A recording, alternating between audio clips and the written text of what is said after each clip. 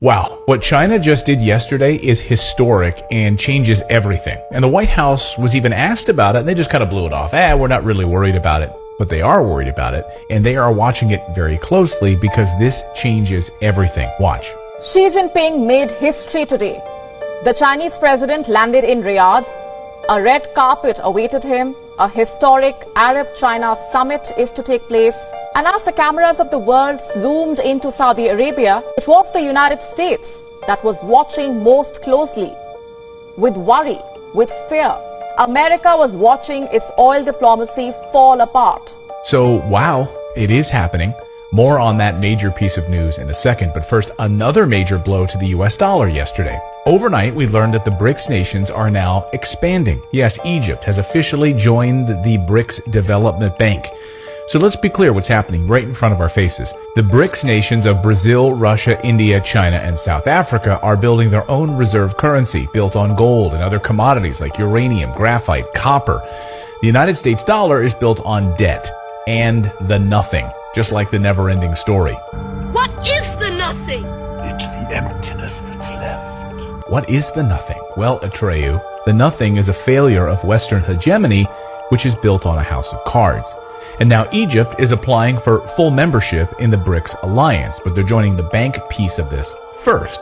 And also Turkey, Saudi Arabia, they're both applying for BRICS membership as well, away from the US dollar as a reserve currency. So you can just imagine for a moment, a Russia, Saudi, China, India currency backed by gold? It's game on.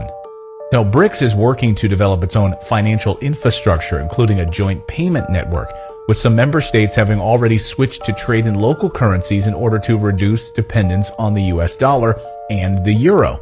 The 5 BRICS economies currently account for more than 40% of the world's population and nearly a quarter of global GDP. So, guys, it's happening. And then you want to layer in Saudi Arabia and Turkey and Egypt. Again, this house of cards is falling. So this BRICS news is a huge piece of the story. So why is Saudi Arabia turning its back on the United States? Well, it can be traced back to one event, one big event, the start of the war in Ukraine. OPEC Plus and Saudi Arabia specifically warned the United States not to impose sanctions on Russia. They didn't listen. Europe didn't listen. Instead, they pig-headedly did the opposite, and we thought our relationship with Saudi Arabia would continue unabated. We'll just continue to buy your oil, send you weapons, and everything will be okay. Nope, not even close. In fact, this is a failure of the Biden administration of the highest order, and it will hurt America's ability to secure low-cost oil. Period. And John Kirby was asked about it, and he said, the Saudis love us. We'll go. We've got nothing to worry about. Clearly, we're better partners than they are. Forget those Chinese and those Russian partners. Who cares? So they're living in a fantasy world at the White House. So let's unpack why this is a game changer for the U.S. power dynamic. Now, President Xi Jinping never leaves his country. He's kind of like me, never leaving my house. He only leaves when he's making big deals to weaken the United States and strengthen China, meeting with Putin to create a new BRICS currency and leave behind the US dollar, or flying to Kazakhstan, which he did. In September, President Xi flew to Kazakhstan to secure a huge oil guarantee for lower-cost petroleum for China, and also refined copper for making electronics. And in return, China will send electronics and shoes and manufactured clothing back to Kazakhstan. And now a trip to Saudi Arabia for Xi Jinping to line up massive amounts of oil for China. Now this comes just months after President Joe Biden bumbled his way through the Middle East and vowed in a speech during his visit to Saudi Arabia that the United States would not leave a vacuum in the Middle East to be filled by China, Russia, and Iran. Watch. Tomorrow, I'll also be laying out an affirmative framework for America's engagement in the Middle East to build on these important steps going forward. The bottom line is this trip is about, once again, positioning America in this region for the future. We are not going to leave a vacuum in the Middle East for Russia or China to fill, and we're getting results. Saudi Arabia has traditionally been one of the U.S. closest partners in the region and relies heavily on American military aid. But now, of course, that's changing right before our eyes. The Saudis even launched jets and chemtrailed the skies with the colors of the Chinese flag.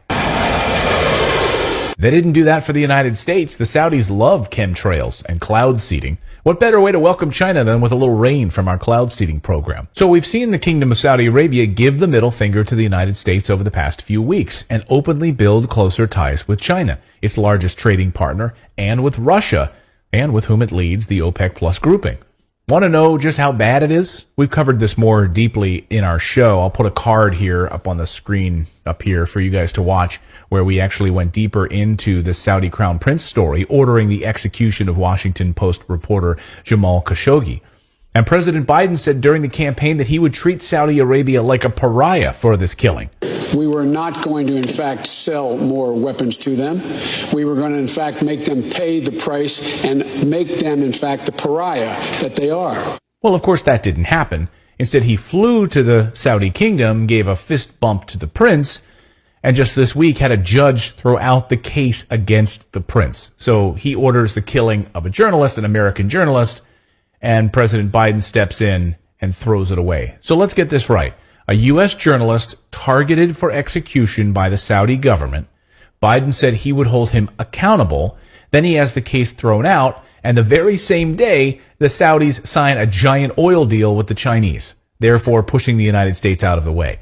I mean, this is a failure of the highest order for the Biden administration and also for justice. So what did China secure in this partnership with Saudi Arabia? Well, they signed 34 deals over the past 24 hours, including investments in solar panels, green energy, information technology, cloud services, transport, construction, but most notably, oil. It's a $30 billion agreement. So let's get this right. This is all happening when Europe has dropped dependence on Russia's oil and natural gas from 40% down to 9%, while at the same time shutting down nuclear power plants. Are they insane? Well, the answer is yes, and OPEC Plus just announced on Sunday that the production cut of oil is just beginning. Remember the one that they promised us back in October, where they would cut 2 million barrels of oil per day? So China and Russia are securing deals with Saudi Arabia, and Europe and the United States are getting screwed in the process.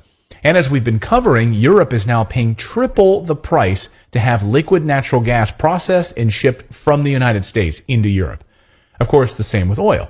So instead of a freaking pipeline coming directly from Russia, they instead blew it up, natural gas pipeline, and they're going to be putting oil and natural gas on ships and sending it across the ocean, because that makes a lot of sense. And worse, of course, Europe is now restarting its dirty coal-powered plants because it's shut down nuclear plants.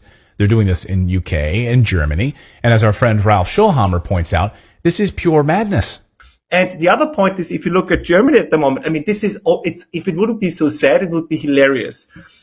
Currently, while we are talking, Germany's electricity production is one of the dirtiest in the world. It's dirtier than India, it's dirtier than South Africa. They're like number 170 out of 177 nations when it comes to CO2 emissions per kilowatt hour produced. Because there is not a lot of wind and not a lot of sun at the moment. So where do they get electricity from? They get it from burning coal and they get it from burning gas, which is, of course, significantly more CO2 intensive. And they still insist on saying, no, we're going to close down nuclear. It makes no difference. And Putin could deal the death blow to Europe if he stops sending uranium. The U.S. produces no uranium right now, zero.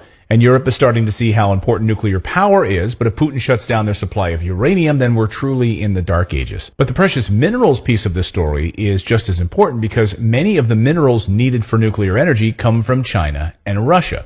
In the United States, we have a shortage of these minerals to build nuclear reactors. So China will help provide these precious minerals to Saudi Arabia, and we are scrambling at home to try to get them out of the ground. So we will be watching this story very closely, because it's incredibly important. So that's the news update